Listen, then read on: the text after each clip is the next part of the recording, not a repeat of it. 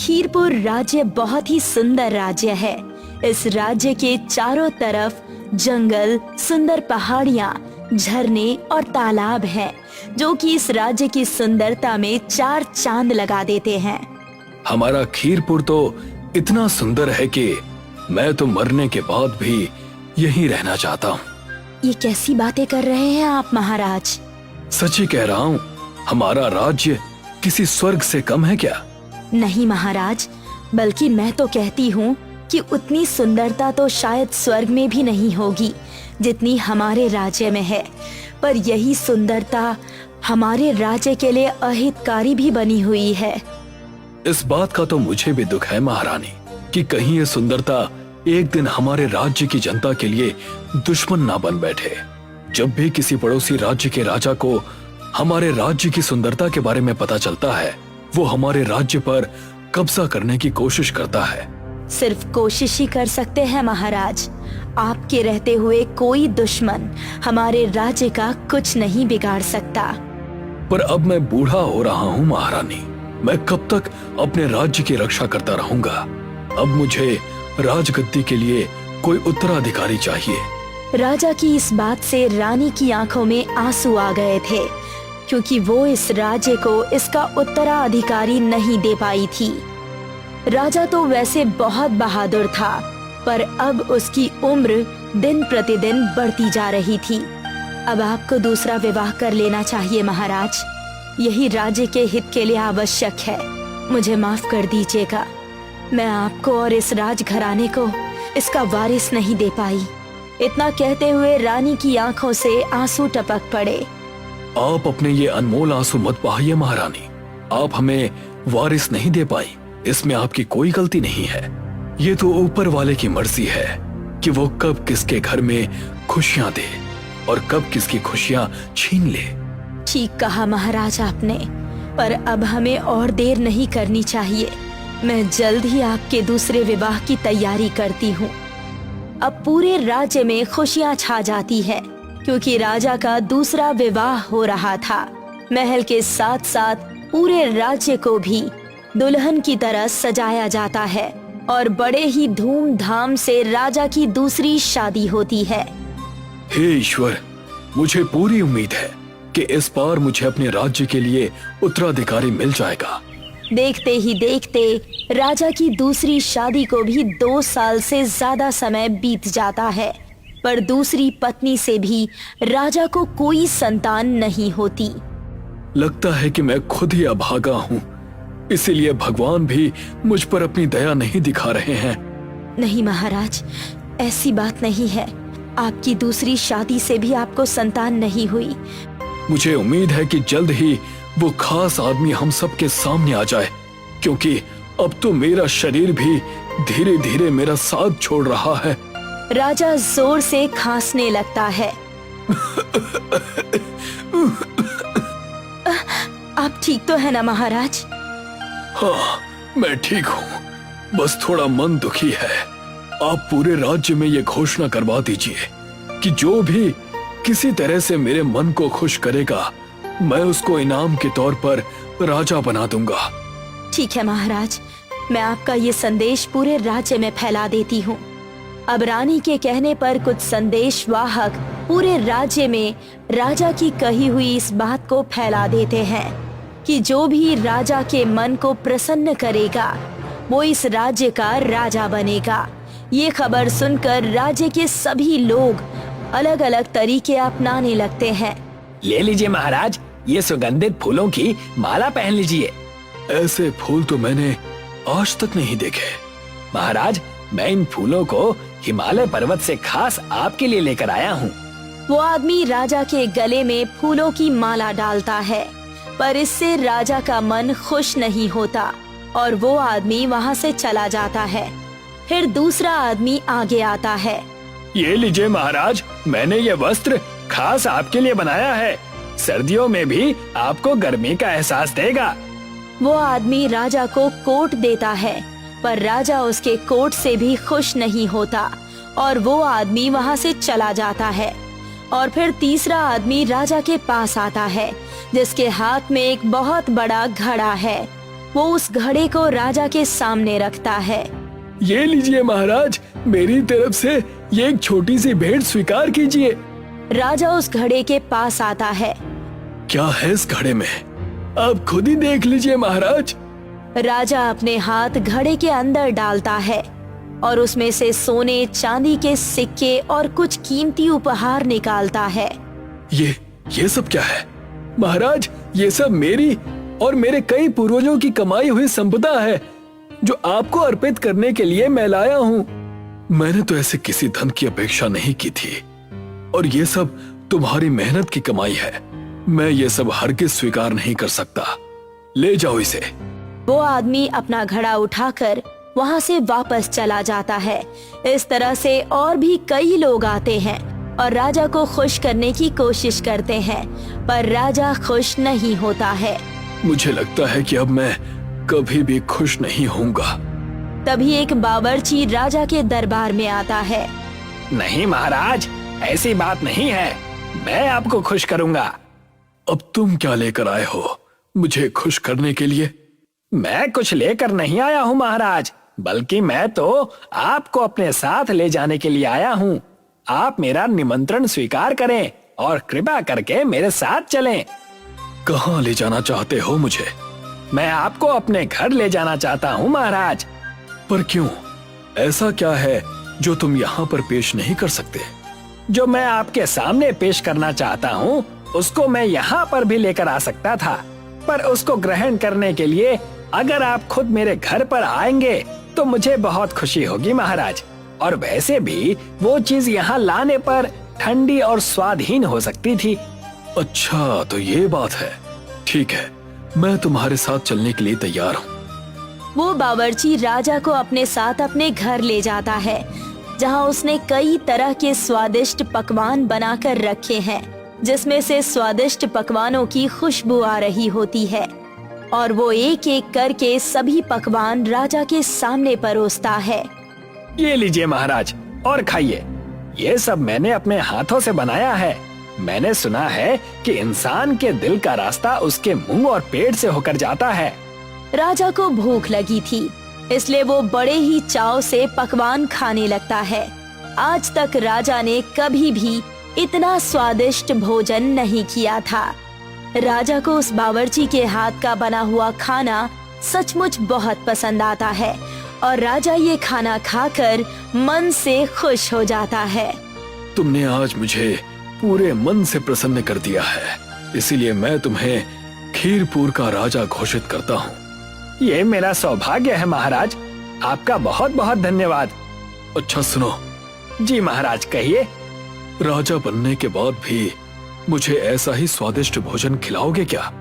हाँ महाराज, जरूर खिलाऊंगा। मैं सच कहूँ तो आज तक मैंने किसी भी राजशाही दावत में इस तरह का खाना नहीं खाया था, और ना ही हमारे दरबार में किसी भी रसोइये के हाथों में ऐसा जादू है जो कि तुम्हारे हाथों में है। चलो, अब तुम मेरे साथ चलो। अब राजा उस बावर्ची को अपने साथ राज दरबार में लेकर आता है और अपने खुद के हाथों से उसे राज मुकुट पहनाता है और राजगद्दी पर बिठाकर राज्य अभिषेक करता है। आज के बाद तुम खीरपुर के नए राजा हो और मैं अब इस पद का सारा कार्यभार तुम्हें सौंपता हूँ।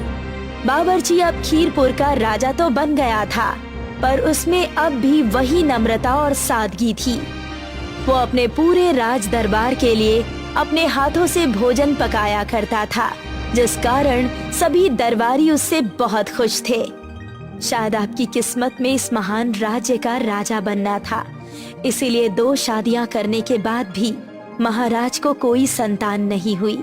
शायद हाँ, मेरी किस्मत बहुत अच्छी है, पर उससे भी अच्छा है मेरे हाथों का स्वाद, जिसके सभी लोग दीवाने हैं। और उससे भी बड़ी बात है आपकी नम्रता, जो कि एक राजा बनने के बाद भी वैसी ही बनी हुई है जैसे कि राजा बनने के पहले थी। ये सब तो आप सभी का प्यार है महारानी, और मैं हमेशा इस प्यार की इसी तरह से कद्र करता रहूंगा। आज हमारी और महाराज की 50वीं सालगिरह है।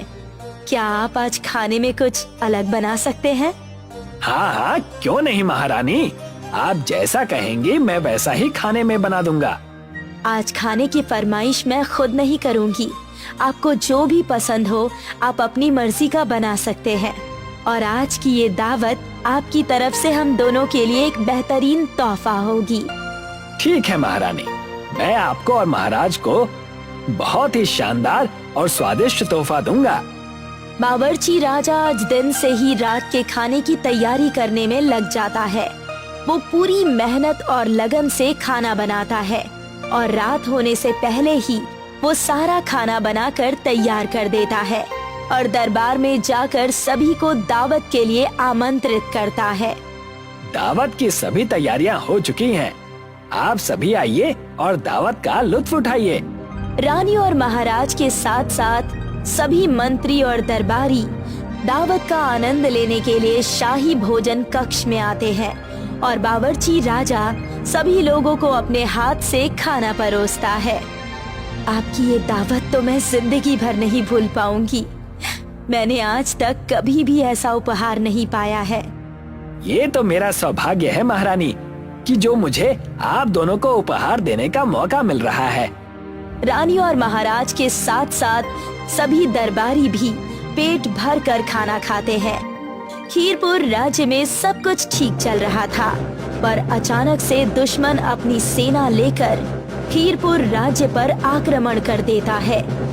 ये देखकर सभी लोग घबरा गए, पर राजा बावर्ची निडर होकर अकेले ही दुश्मन का सामना करने चला गया। ये क्या राजा, तुम अकेले और बिना हथियार के ही हमसे लड़ने के लिए आ गए? क्या तुम्हारे सैनिक डर से भाग गए हैं? नहीं, ना मेरे सैनिक कहीं भागे हैं और ना ही मैं आपसे लड़ने के लिए आया हूँ। तो क्या बिना लड़े ही हार मानने के लिए आए हो? नहीं, ऐसी भी बात नहीं है। मैंने सोचा कि आप बड़ी दूर से पैदल यात्रा करके आए हैं, बहुत थक गए होंगे। क्यों ना आप ये युद्ध का विचार छोड़कर विश्राम करें और मैं आपके लिए अपने हाथों से स्वादिष्ट पकवान बनाऊं। ये कैसी बातें कर रहे हो राजा? तुम अपने दुश्मन के लिए भोजन बनाओगे, वो भी अपने हाथों से? कहीं इसमें तुम्हारी कोई चाल तो नहीं? हाँ, मैं अपने हाथों से भोजन बनाऊंगा और जब तक मैं आपको दुश्मन नहीं मानता आप मेरे दुश्मन नहीं हैं और इसमें मेरी कोई चाल नहीं है। आप मेरा यकीन कीजिए। दुश्मन राजा सचमुच दूर से आने की वजह से भूखा और प्यासा था, इसलिए वो अपनी पूरी सेना लेकर राजा बावर्ची के साथ उनके महल में आ जाता है, जहां राजा बावर्ची अपने हाथों से सभी के लिए स्वादिष्ट भोजन बनाते हैं। कहीं इस भोजन में जहर तो नहीं मिलाया है आपने? राजा बावर्ची सबके सामने पहले खुद सभी पकवानों को चखते हैं, जिससे दुश्मन राजा की ये शंका दूर हो जाती है और उसके बाद दुश्मन राजा बड़े ही चाव से कई बार स्वादिष्ट पकवान पेट भर कर खाते हैं। हमें आपके हाथ का बना भोजन बहुत पसंद आया महाराज, और आपकी ये सेवा देखकर मैंने युद्ध का विचार छोड़ दिया है और आपसे दोस्ती करने का फैसला लिया है।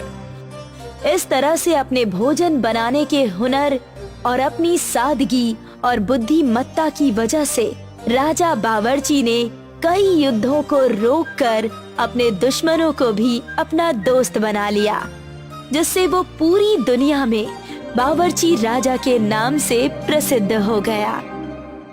राजा राम सिंह का एक बेटा और एक बेटी थी। बेटी बचपन से ही कुबड़ी थी, इसलिए राजा उसे बेटे से कम प्यार करता था। मुझे तो लगता है इसका कुबड़ कभी खत्म नहीं होगा। हाँ महाराज, मैंने कई वैद्यों को दिखाया, पर सभी का कहना है कि इसका कोई इलाज नहीं है। तो मुझे ऐसी बेटी नहीं चाहिए जो कि अपाहिज हो।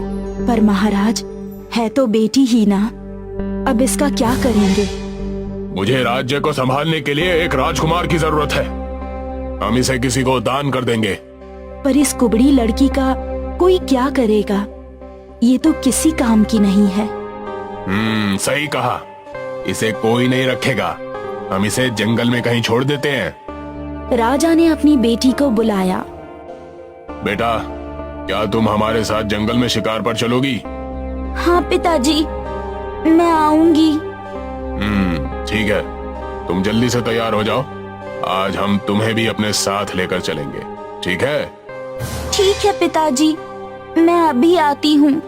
राजा और राजकुमारी दोनों घोड़े पर बैठकर जंगल के लिए निकल पड़े।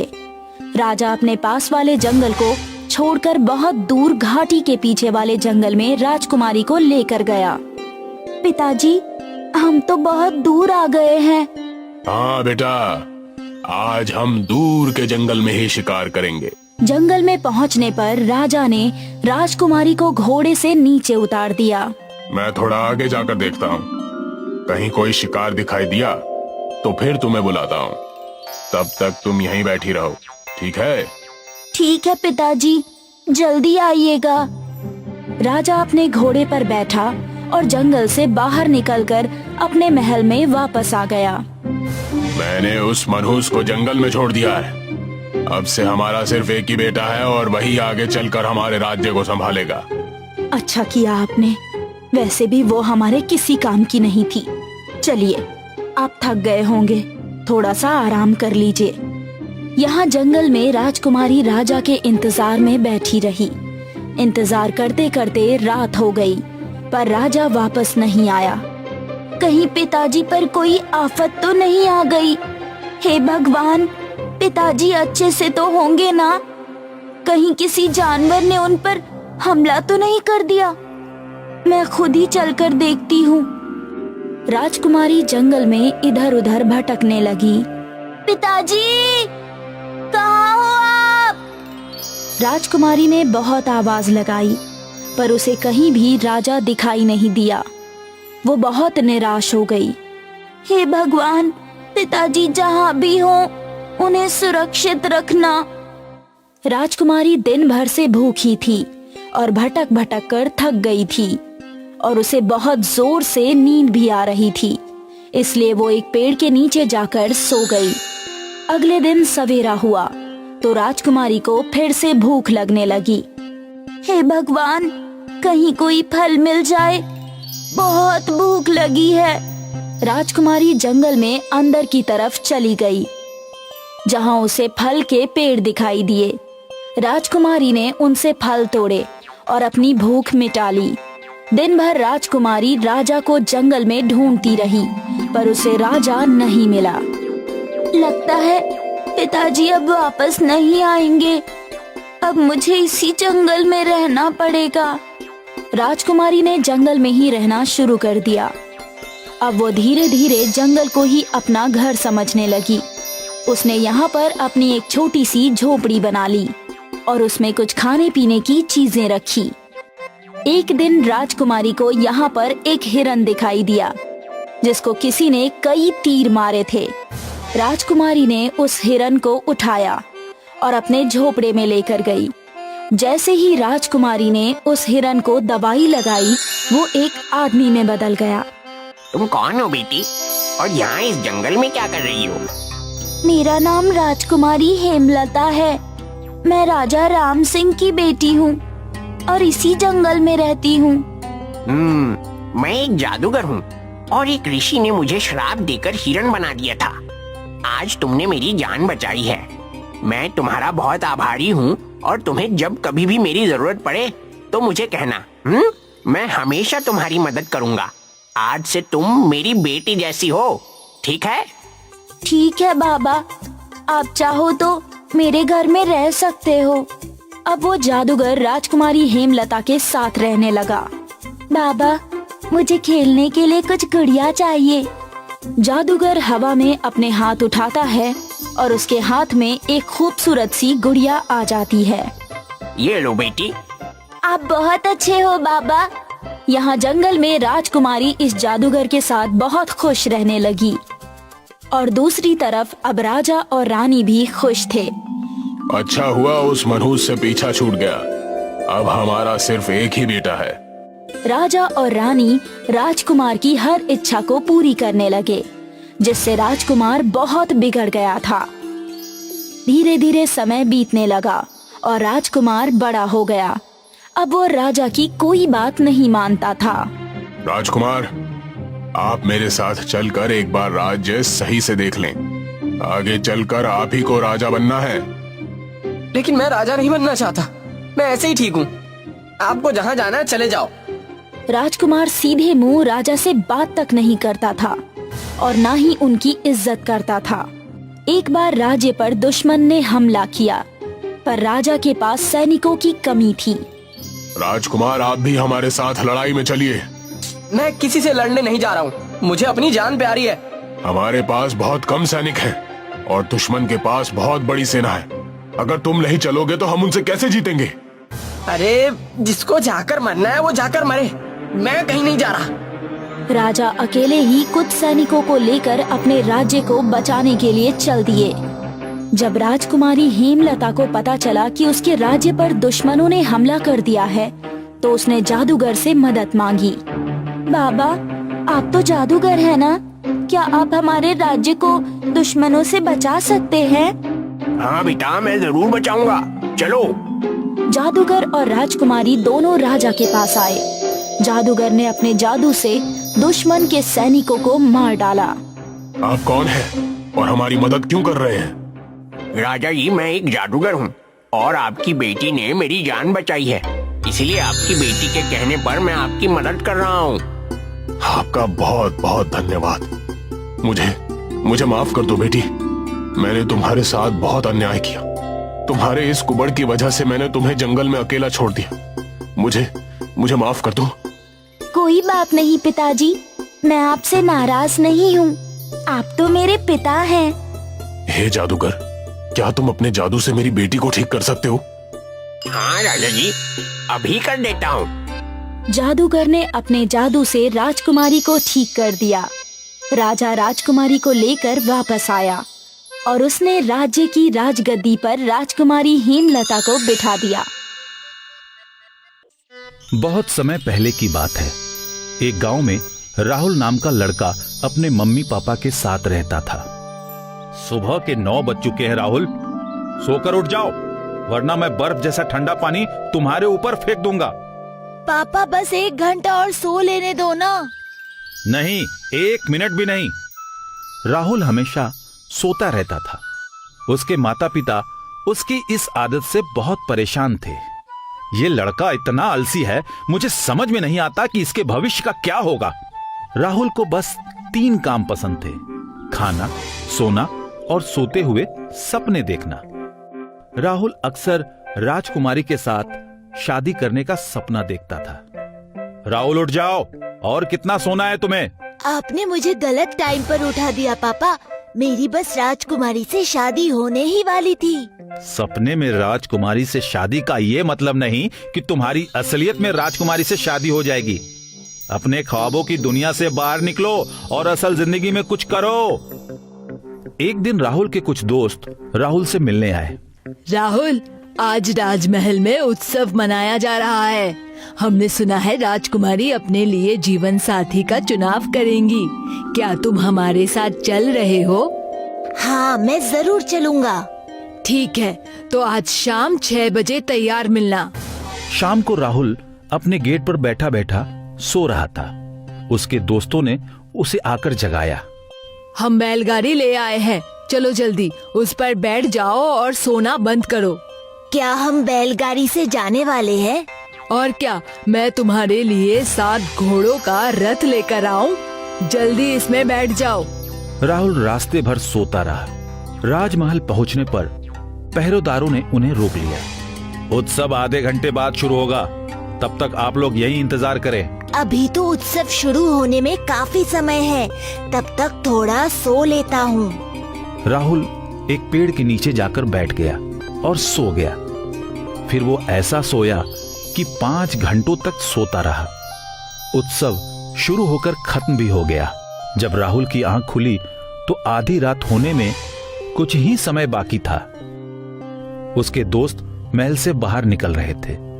राहुल और उसके दोस्त बैलगाड़ी पर बैठकर घर की तरफ निकल पड़े। रास्ते में जंगल पड़ता था। जंगल में कुछ डाकू घात लगाए बैठे थे। वे अचानक बंदूक लेकर बैलगाड़ी के सामने आ गए। तुम लोगों के पास जो भी कुछ हो सब चुपचाप हमारे हवाले कर दो। राहुल उस समय भी सो रहा था। उसके ऊपर डाकुओं की कोई बात का असर नहीं हुआ। राहुल के बाकी दोस्त डर गए और उन्होंने अपने सारे पैसे डाकुओं को दे दिए। ये लड़का कौन है? ये हमारा दोस्त राहुल है, इसे माफ कर दीजिए, ये हमेशा सोता रहता है। इसकी इतनी हिम्मत कि मेरे सामने आने पर भी सो रहा है। तुम इसे यहीं छोड़ जाओ, मैं इसे ऐसा सबक सिखाऊंगा कि ये हमेशा के लिए सोना भूल जाएगा। इसे इस घने पेड़ से बांध दो और इसके कपड़े और जूते निकाल दो। कल ये जब खुद को ऐसी नग्न अवस्था में पाएगा तो सोना भूल जाएगा। चोर राहुल को एक पेड़ से बांधकर चले गए। सुबह जब राहुल की आंख खुली तो उसने खुद को बिना कपड़ों और जूतों के पेड़ से बंधा हुआ पाया। और कोई है क्या? कोई मेरी आवाज सुन रहा है? मुझे यहाँ से आजाद करो। मेरे कपड़े कहाँ गए? मुझे यहाँ किसने बांधा है? कोई है तो जवाब दो। घबराओ नहीं, कुछ डाकू तुम्हें यहाँ बांध कर चले गए हैं। तुम कौन बोल रहे हो? मैं यही पेड़ बोल रहा हूँ जिससे तुम्हें बांधा गया है। तुम्हारा मुंह, आँख, नाक किस तरफ है? ठीक तुम्हारे विपरीत दिशा में। क्या तुम मुझे आजाद कर सकते हो?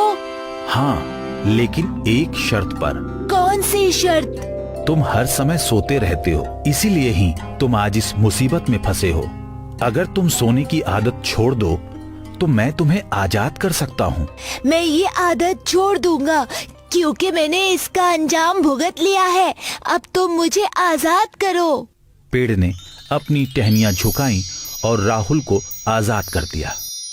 तुम्हारा राज्य खतरे में है। दरअसल राजकुमारी ने जिस लड़के को अपना जीवन साथी चुना है वो लड़का उसी डाकू का बेटा है जिसने तुम्हें यहाँ बांधा था। डाकू और उसका बेटा राजा को मारकर राज्य को हड़पना चाहते हैं। तुम्हें तुरंत जाकर डाकू के लड़के के साथ राजकुमारी के विवाह को रोकना होगा।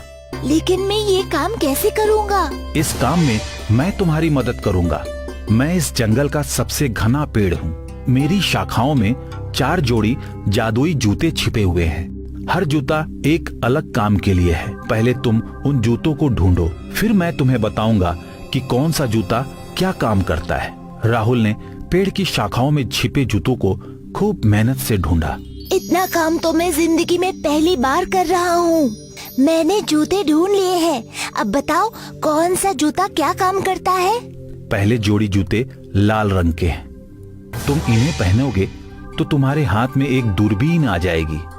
उस दूरबीन से तुम कितनी भी दूरी तक देख सकते हो। दूसरे जोड़ी जूते पीले रंग के हैं। इन जूतों को पहनते ही तुम्हारे पास किसी न किसी फल का पेड़ उगाएगा।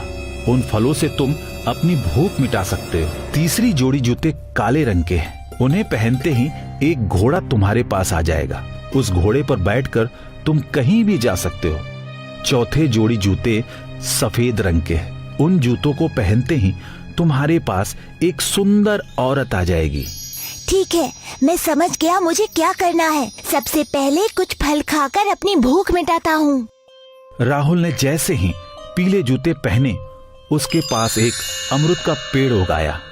उसके ताजी और पके हुए अमरूद खाकर राहुल ने अपनी भूख मिटाई। फिर उसने लाल रंग के जूते पहने, जिन्हें पहनते ही उसके हाथ में एक दूरबीन आ गई। दूरबीन से राहुल ने सबसे पहले राजमहल का नजारा देखा।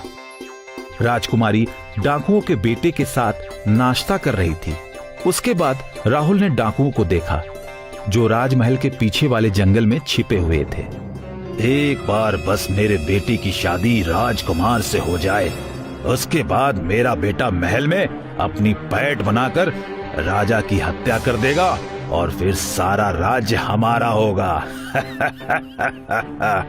मुझे किसी भी तरह जल्द से जल्द राजा के पास पहुंचकर ये सब राजा को दिखाना होगा।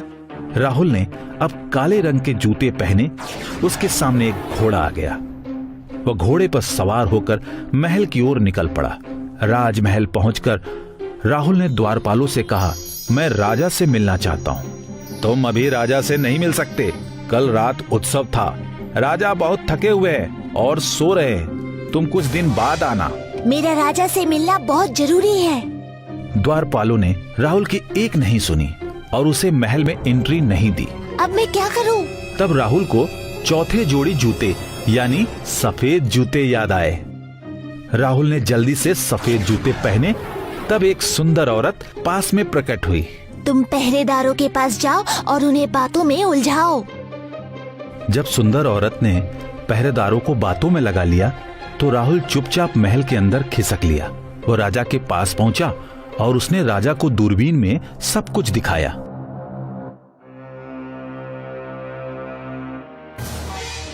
अच्छा, तो डाकू के बेटे ने हमारी बेटी को फंसा लिया है। वो मेरी बेटी के साथ विवाह करके मुझे मारना चाहता है। राजा ने तुरंत सैनिकों को भेजकर डाकू और डाकू के बेटे को पकड़वा लिया।